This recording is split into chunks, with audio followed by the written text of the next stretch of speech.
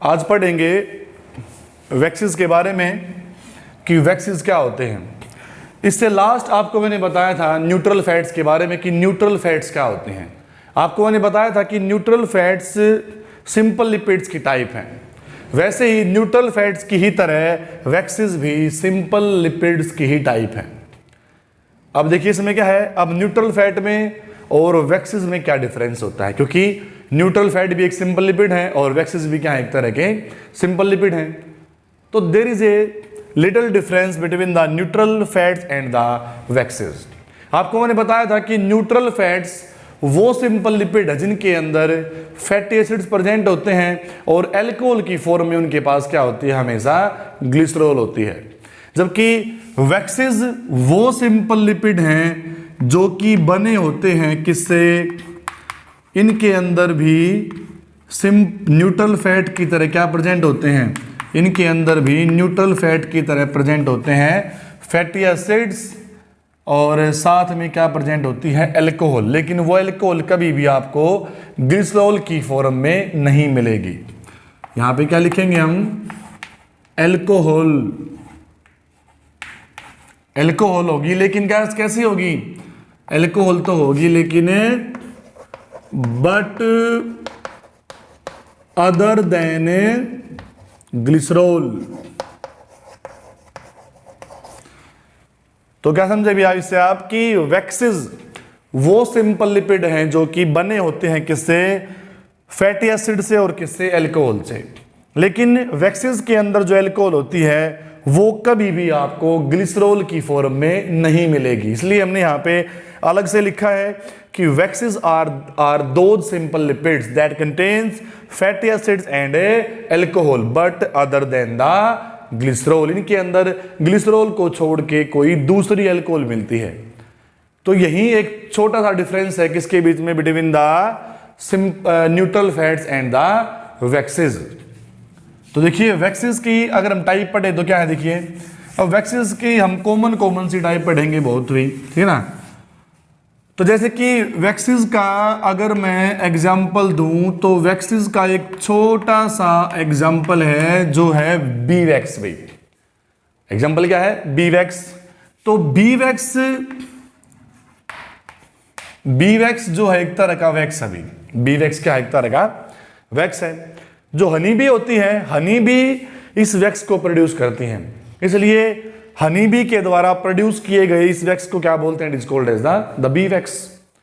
जो हनीकॉम्ब होता है, जो मधुमक्खी का जो छत्ता होता है, और छत्ते के अंदर जो छेद होते हैं, जो पोर्स होते हैं, उन पोर्स के चारों तरफ क्या होता है, अभी बी वैक्स लगा होता है। जैसे कि ये छत्ते के अंदर जो छोटे छोटे जो अपर्चर्स बने होते हैं इस तरह से, उन अपर्चर्स के चारों तरफ क्या होता है, अभी ये बी वैक्स लगा होता है। मतलब क्या है, जो हनी बी है वो हनी प्रोडक्शन के साथ साथ क्या करती हैं, थोड़ी बहुत अमाउंट में बी वैक्स को भी क्या करती हैं, प्रोड्यूस करती हैं। और हनी कोम से हम हनी निकालने के साथ साथ, हनी ऑब्टेन करने के साथ साथ हमें उससे बी वैक्स भी मिलता है। और बी वैक्स का जो यूज है हम अलग अलग पर्पज के लिए करते हैं। बी वैक्स का जो यूज है वो अलग अलग तरह के जो कॉस्मेटिक थिंग्स है उनको बनाने के लिए इस्तेमाल होता है। भाई ये जो है पॉलिसीज के अंदर इस्तेमाल होता है, ठीक है ना, या फिर ये कैंडल्स प्रिपरेशन के लिए इस्तेमाल होता है। तो बी वैक्स का जो यूज है हम अलग अलग पर्पज के लिए कर सकते हैं। अगर हम बी वैक्स की स्ट्रक्चर की बात करें, आपको मैंने बताया कि बी वैक्स एक तरह का वैक्स है और वैक्स एक तरह का क्या है, भी वैक्सीज एक तरह के सिंपल लिपिड्स हैं। और ये किससे बने होते हैं, फैटी एसिड से और किससे, अल्कोहल से मिलकर बने होते हैं। और ऐसी अल्कोहल जो कभी भी आपको ग्लिसरॉल की फॉर्म में नहीं मिलेगी। तो पहले इसके अंदर बी वैक्स के अंदर हम पढ़ेंगे बी वैक्स का स्ट्रक्चर, कि जो बी वैक्स है उसका जो स्ट्रक्चर होता है वो किस तरह का होता है। तो देखिए अब मैं ड्रॉ कर रहा हूं the structure of the bee wax. तो इसमें देखिए, इसमें दे रखा है कि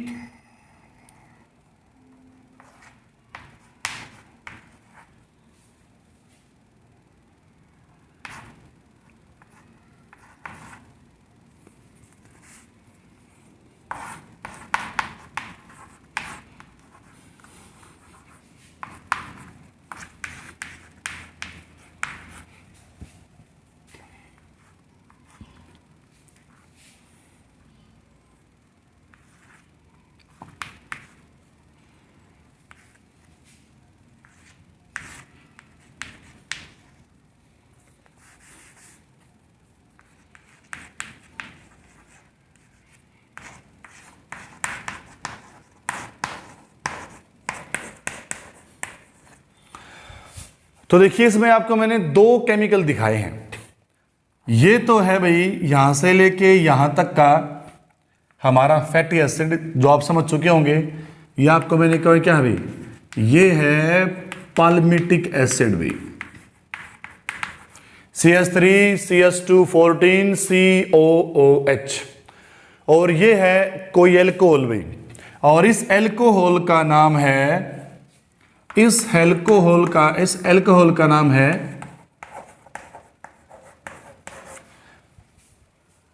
दैट अल्कोहल इज द हेक्साकोसानोल। तो बीवेक्स के अंदर जो फैटी एसिड होता है वो कौन सा होता है, पाल्मिटिक एसिड, और जो इसके अंदर एल्कोहल होती है वो कौन सी होती है, हेक्साकोसानोल। अब इन दोनों के बीच में जो एस्टर बॉन्ड बनेगा वो कहां बनेगा, इन दोनों के बीच में जो एस्टर बॉन्ड बनेगा वो बनेगा, उसके अंदर कौन इन्वॉल्व होगा, उसके अंदर इस पाल्मिटिक एसिड का तो कार्बोक्सिलिक एसिड ग्रुप इन्वॉल्व होगा, और इस हेक्साकोसानोल जो एक तरह का एल्कोहल है इसका OH ग्रुप क्या होगा, यूज होगा भाई। तो इसमें कार्बोक्सिलिक एसिड ग्रुप का तो कंप्लीट OH यूज होगा, और इसमें हेक्साकोसानोल का के OH का क्या होगा, अकेला OH प्रोड्यूस होगा। तो जैसे पहले आपको मैंने ट्राइग्लिसराइड और एस्टर बॉन्ड फॉर्मेशन दिखाया था ना, उसमें आपको क्या बताया था कि यहाँ पे कार्बोक्सिलिक एसिड ग्रुप का OH और इस एल्कोहल का H क्या कर देगा, यहाँ पे मिलके H2O बना देंगे, और कंडेंसेशन के थ्रू यहाँ से क्या होंगे, बाहर निकल जाएंगे। तो यहाँ पे हम दिखाएंगे कि ये इनके बीच में रिएक्शन होगी, ये साइन दे दिया प्लस का कि दोनों को जोड़ के दिखाएंगे हम कि यहाँ पे ये OH और H क्या होगा अभी, यहाँ पे H2O की फॉर्म में बाहर निकल जाएंगे, इस तरह से कि ये H2O की फॉर्म में यहाँ से बाहर निकल गए, और ये कार्बोक्सिलिक एसिड ग्रुप और इस एल्कोहल के OH ग्रुप के जो ऑक्सीजन इसके बीच में क्या होगा, केमिकल बॉन्ड जो एक क्या है, एक तरह का एस्टर बॉन्ड होगा वो बन जाएगा अभी। तो देखिए स्ट्रक्चर कैसा होगा इनका, CH3 और CH2 14 और ये है C डबल बॉन्ड O, और ये क्या होगी, ये बची हुई ऑक्सीजन होगी भी, ठीक है, और ये CH2 और CH3, ठीक है ना, क्योंकि यहाँ पे इस कार्बोक्सिलिक एसिड ग्रुप की का जो OH है और इसके OH का जो H है वो तो H2 की फॉर्म में बाहर निकल गए, और यहाँ पे जो ऑक्सीजन थी वो क्या कर देगी, यहाँ पे इस कार्बोक्सिलिक एसिड ग्रुप के कार्बन और इस एल्कोहल के OH की जो ऑक्सीजन इनके बीच में क्या हुआ है, ये यहाँ पे बन गया, this is the ester bond भी, क्या है ये, this is the ester bond, ये दोनों के बीच में एस्टर बॉन्ड बन जाएगा। क्योंकि यहाँ पे और जो रिजल्टिंग केमिकल बना ना, ये पूरा का पूरा केमिकल, ये रिजल्टिंग केमिकल बन गया बीवेक्स भाई, क्या बन गया, ये दिस द बीवेक्स। आपको तो बताया ना मैंने कि बीवेक्स के अंदर एक तो क्या होता है पाल्मिटिक एसिड, एक क्या इसके अंदर क्या होता है, हेक्साकोसानोल नाम की अल्कोहल होती है।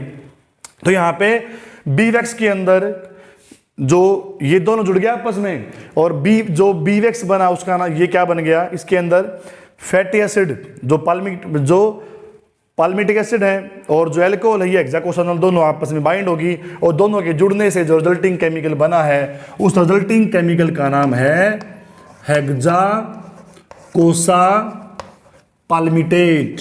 ये क्या बन गया, हेक्साकोसापाल्मिटेट भी, मतलब कि यहां पे पाल्मिटिक एसिड नाम का तो फैटी एसिड है और हेक्साकोसानोल नाम की अल्कोहल थी, इसलिए दोनों के मिलने से जो रिजल्टिंग केमिकल बनता है वो क्या बनता है, हेक्साकोसापाल्मिटेट। और ये हेक्साकोसापाल्मिटेट ही क्या है, एक तरह का it is type of the beeswax, ठीक है ना।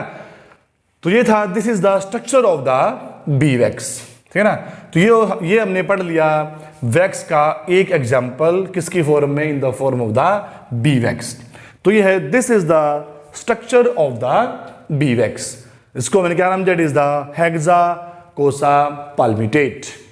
अब हम पढ़ेंगे वैक्सेस का दूसरा एग्जांपल, और वैक्सेस का दूसरा एग्जांपल जो है वो है हमारा सिरुमन। वैक्सेस का जो दूसरा एग्जाम्पल है हमारा वो है सिरुमन। याद रखिए जो सिरुमन है वो भी बी वैक्स की तरह एक तरह का वैक्स है, और सिरुमन एक ऐसा वैक्स है जो जिसे हमारी बॉडी प्रोड्यूस करती है। याद रखो हमारी जो ईयर कैनाल है ना, हमारी क्या है जो ईयर कैनाल है, ईयर कैनाल के अंदर कुछ ग्लैंड्स प्रेजेंट होती हैं, और ईयर कैनाल के अंदर मौजूद उन ग्लैंड्स को हम बोलते हैं सिरोमिनस ग्लैंड्स भी। क्या बोलते हैं? They are called as ceruminous glands. और ये सिरोमिनस नाम की जो ग्लैंड्स है, यही ग्लैंड्स ईयर कैनाल के अंदर सिरुमन नाम के वैक्स को क्या करती हैं? प्रोड्यूस करती हैं। ठीक है ना। अब ये सिरुमन इसलिए क्या बोलते हैं? इसलिए सिरुमन का एक नाम और है, सिरुमन को हम ईयर वैक्स भी बोलते हैं। It is also known as the ear wax. और काम क्या होता है इसका? काम ये होता है, जो सिरुमन होता है ना, सिरुमन नेचर में एल्कलाइन होता है। क्या होता है नेचर में? एल्कलाइन। मतलब कि भी हैव pH अबोव 7, क्योंकि इसकी जो pH वैल्यू है सिरुमन की वो कितनी है? 7 से ऊपर होती है, इसलिए नेचर में कैसा होता है? स्लाइटली एल्कलाइन नेचर का होता है। ठीक है ना। और याद रखो एल्कलाइन नेचर का होने के कारण जो सिरुमन होता है वो नेचर में बैक्टीरिसाइडल होता है। नेचर में कैसा होता है? It is the bactericidal. वो केमिकल सब्सटेंसेस जिनके अंदर बैक्टीरिया को किल करने के गुण हो ना, उन केमिकल्स को ही क्या बोलते हैं? They are called as the bactericidal. इसलिए हमारे ईयर के अंदर, हमारे कान के अंदर कोई भी बैक्टीरियल इंफेक्शन इतना इजीली नहीं होता है, क्योंकि अगर बैक्टीरिया ईयर कैनाल के अंदर एंटर कर भी जाएंगे तो ईयर कैनाल के अंदर मौजूद सिरुमन अपने एल्कलाइन नेचर के कारण वहां पे बैक्टीरियल ग्रोथ को होने ही नहीं देगा। इससे हमें कोई भी और किसी भी तरह का ईयर इन्फेक्शन हमें नहीं होगा। तो ये था भी सिरुमन, और ये भी क्या है? एक तरह का वैक्स है। अब हम पढ़ेंगे एक वैक्स के बारे में, एक और वैक्स है। हम सिर्फ 2-3 एग्जाम्पल ही करेंगे यहाँ पे। वैसे तो इसमें लेनोलिन है, जिसे हम क्या बोलते हैं? जिसे हम वूल वैक्स बोलते हैं। तो यहाँ पे एक जो एग्जाम्पल हमारा वो है सिबम। वो क्या है भाई? सिबम। याद रखो जैसे सिरुमन हमारी बॉडी प्रोड्यूस कर रही है, वैसे ही सिबम को भी क्या करती है? सिबम नाम के इस वैक्स को भी हमारी बॉडी ही प्रोड्यूस करती है। सिबम क्या है? सिबम हमारी बॉडी के अंदर कहाँ बनता है? हमारी स्किन के नीचे कुछ स्पेशल टाइप की ग्लैंड्स प्रेजेंट होते हैं स्किन के अंदर भी, और स्किन के अंदर उस ग्लैंड का नाम है सीबेसियस ग्लैंड। भी क्या नाम है ग्लैंड का? Sebaceous gland. या सीबेसियस ग्लैंड को हम सिंपली क्या बोल देते हैं? It is also known as the oil gland. ये हमारी स्किन के नीचे होती है, और ये सीबेसियस ग्लैंड ही क्या बनाती है? ये सीबेसियस ग्लैंड ही सिबम नाम का एक वैक्स बनाती हैं। हम देखते हैं ना, कई बार हम स्किन के ऊपर ऑयल भी अप्लाई नहीं करते, और बगैर ऑयल अप्लाई किए हम क्या देखते हैं? या बगैर कोई सनस्क्रीन यूज किए हम कई बार नोट करते हैं कि जो हमारी स्किन होती है वो ज़्यादा ऑयली बन जाती है। और स्किन के ऑयली होने का जो रीजन है वो कौन होता है? वो सिबम होता है, क्योंकि स्किन के नीचे मौजूद ये सीबेसियस ग्लैंड लगातार क्या करती रहती है? सिबम नाम के इस वैक्स को लगातार रिलीज करती रहती है। इससे हमारी स्किन के अंदर जो है ड्राइनेस नहीं होने पाती भी। तो स्किन जो है वो ड्राई नहीं होती, स्किन के अंदर जो मॉइस्चरनेस है वो लगातार क्या है? बनी रहती है। क्योंकि अगर स्किन के अंदर ड्राइनेस आएगी ना, तो ड्राइनेस के कारण भी स्किन इन्फेक्शन के जो चांसेस है क्या काफ़ी बढ़ जाएंगे। इसलिए जो सीबेसियस ग्लैंड के द्वारा सिक्रीट किया गया जो सिबम है वो क्या करता है? ये हमारी स्किन को क्या करता है? कंटिन्यूसली मॉइस्चरनेस उसके अंदर बना के रखता है, जिससे स्किन इन्फेक्शन होने के जो चांसेस होते हैं वो बहुत ही कम हो जाते हैं। तो ये था, this is about the waxes.